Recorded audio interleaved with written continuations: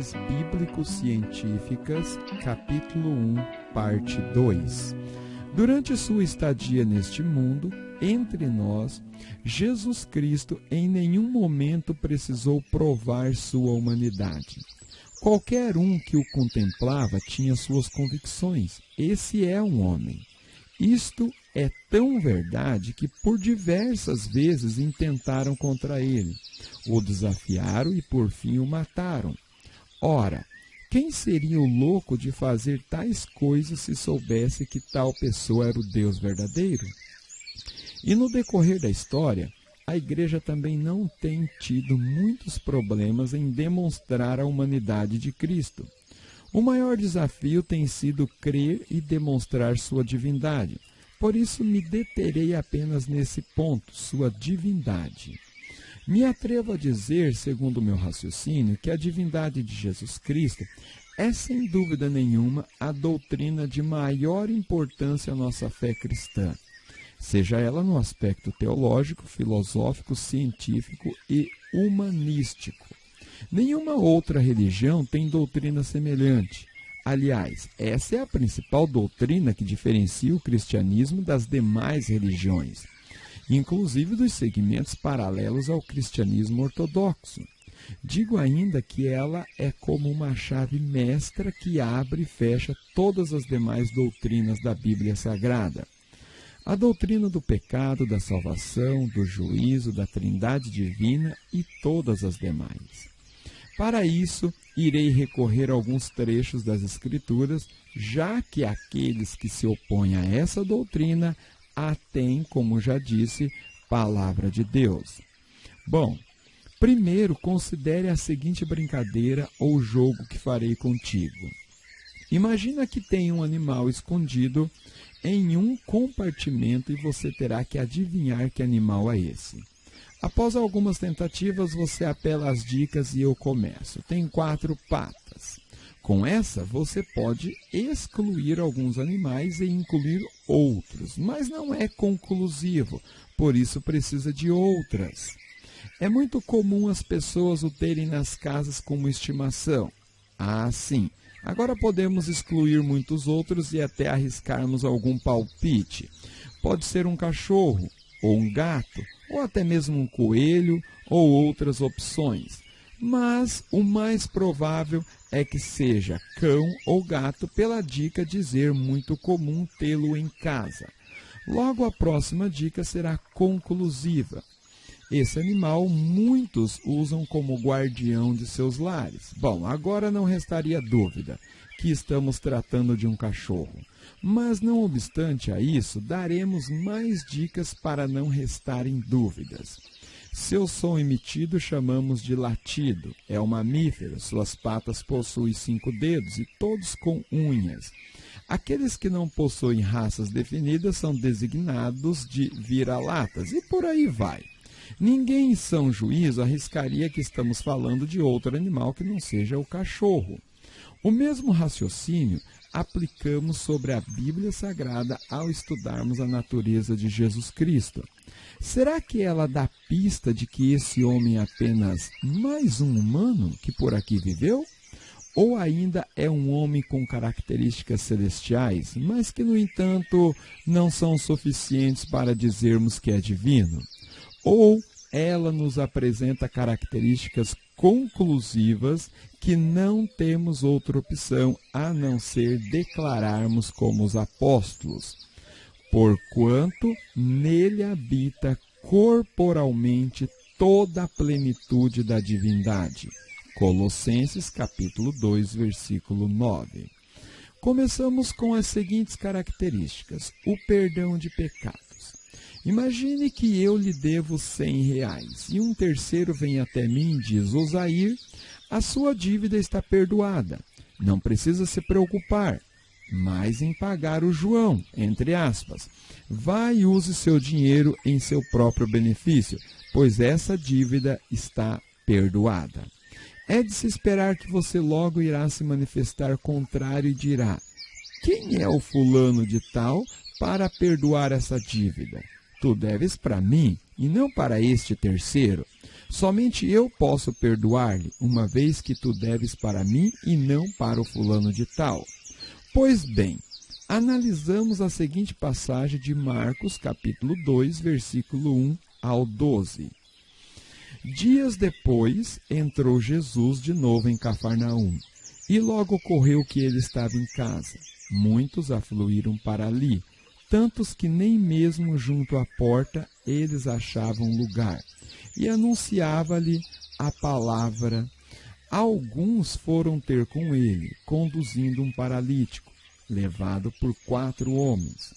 E não podendo aproximar-se dele por causa da multidão, descobriram um eirado no ponto correspondente ao que ele estava e, fazendo uma abertura, baixaram um leito em que jazia o doente. Vendo-lhes a fé, Jesus disse ao paralítico: Filho, os teus pecados estão perdoados. Mas alguns dos escribas estavam assentados ali e arrazoavam em seus corações: Por que fala ele deste modo? Isto é blasfêmia. Quem pode perdoar pecados, senão um, que é Deus? E Jesus, percebendo logo por seu espírito que eles assim arrazoavam, disse-lhes: Por que arrazoais sobre estas coisas em vosso coração? Qual é mais fácil, dizer ao paralítico: Estão perdoados os teus pecados, ou dizer: Levanta-te, toma o teu leito e anda?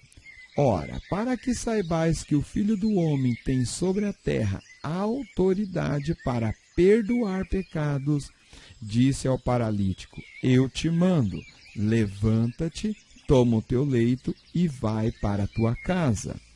Então ele se levantou e, no mesmo instante, tomando o leito, retirou-se à vista de todos, a ponto de se admirarem todos e darem glória a Deus, dizendo: Jamais vimos coisa assim. Observe que os doutores da lei, ou seja, os entendidos de Deus e das Escrituras que ali estavam, perceberam que aquela atitude era exclusiva à divindade. Sim, e eles estavam certos, pois quando o homem comete algum pecado, mesmo que seja contra o próximo ou si mesmo, antes de tudo está cometendo um pecado contra o Criador, que nos fez e nos dotou da sua lei, implantando-a em nossas mentes e corações. Alguém poderia razoar que ele estava blefando.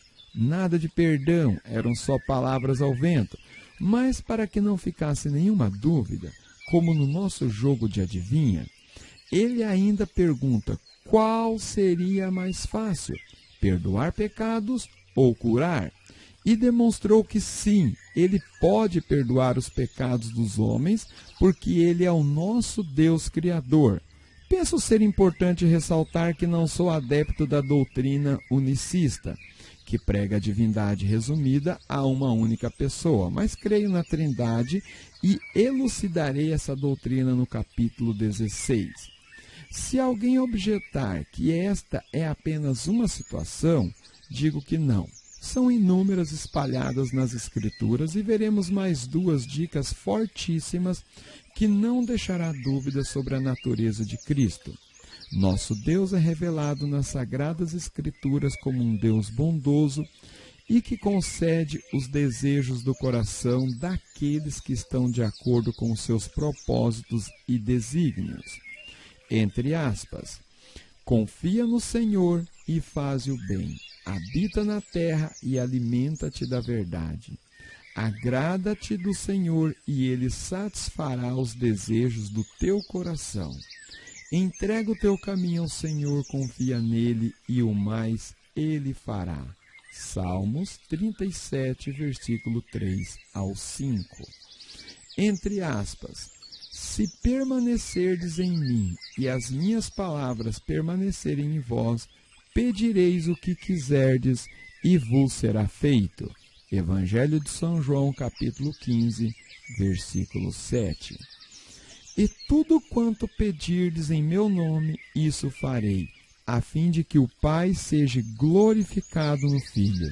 Se me pedirdes alguma coisa em meu nome, eu farei. Se me amais, guardareis os meus mandamentos. Evangelho de São João, capítulo 14, versículo 13 ao 15. Mas há algo que Deus não dá e nunca daria a ninguém, porque é exclusividade dele. Não é poder, porque isso ele tem dado a muitos no decorrer da história. Também não é sabedoria, isso ele nos incentiva a pedir e nos concede com prazer. Também não é riqueza, pois também tem concedido a muitos. O que ele não abre margem de negociação com nenhuma criatura é a sua glória. Sim, Deus não a dá a outrem. Isso é bem claro nos seus mandamentos. Isaías, capítulo 42, versículo 8. Eu sou o Senhor, este é o meu nome. A minha glória, pois, a outrem não darei, nem o meu louvor a imagens de escultura. Mateus, capítulo 4, versículo 9 a 10.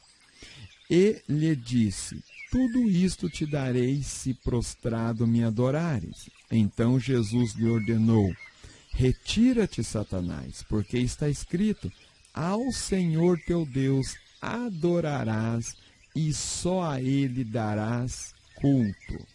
Qualquer ser que exigir, incentivar ou simples aceitar glórias, mesmo que seja de pessoas das mais ignorantes possíveis, estará automaticamente fora dos planos de Deus e tornando-se abominação diante dele.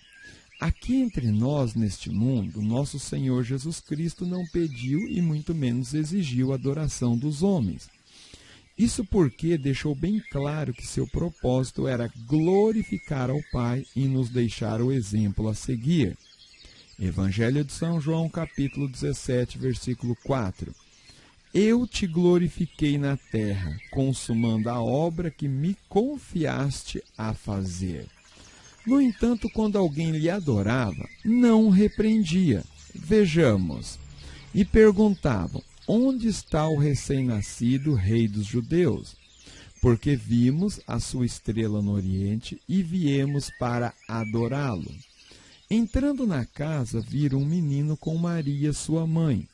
Prostrando-se, o adoraram, e abrindo seus tesouros, entregaram-lhe suas ofertas, ouro, incenso e mirra. Evangelho de Mateus, capítulo 2, versículo 2 e 11. Evangelho de Mateus, capítulo 8, versículo 2 e 3, nos diz: e eis que um leproso, tendo se aproximado, adorou-o, dizendo: Senhor, se quiseres, podes purificar-me. E Jesus, estendendo a mão, tocou-lhe, dizendo: quero, fica limpo. E imediatamente ele ficou limpo da sua lepra.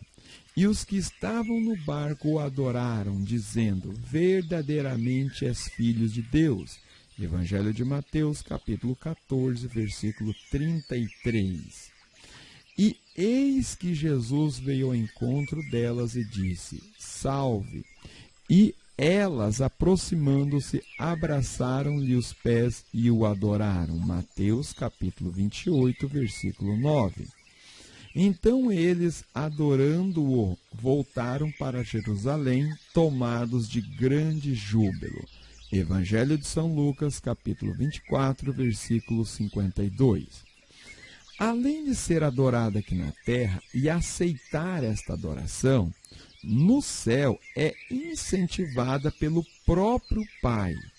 Hebreus, capítulo 1, versículos 5 e 6, abre aspas. Pois a qual dos anjos disse jamais: tu és meu filho, eu hoje te gerei. E outra vez: eu lhe serei pai, e ele me será filho.